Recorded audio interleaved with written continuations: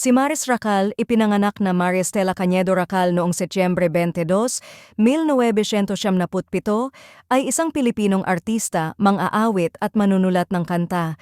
Nagkamit siya ng katanyagan noong 2014 matapos sumali sa reality TV show na Pinoy Big Brother All In, kung saan nagtapos siya bilang second big placer.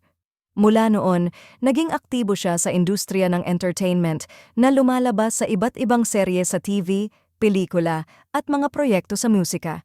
Kilala si Maris sa kanyang mga papel sa mga palabas sa TV tulad ng Hawak Kamay, Maalaala Mo Kaya, at Can't Buy Me Love, kung saan nakasama niya ang kanyang on-screen partner na si Anthony Jennings. Siya rin ay isang mahuhusay na mga awit at naglabas ng ilang mga single at album. Kamakailan, naging balita si Maris dahil sa isang kontrobersya na kinasangkutan nila ni Anthony Jennings na pumukaw ng mga talakayan at reaksyon mula sa publiko. Sa kabila ng mga hamon, siya ay patuloy na isang kilalang figure sa Philippine entertainment industry.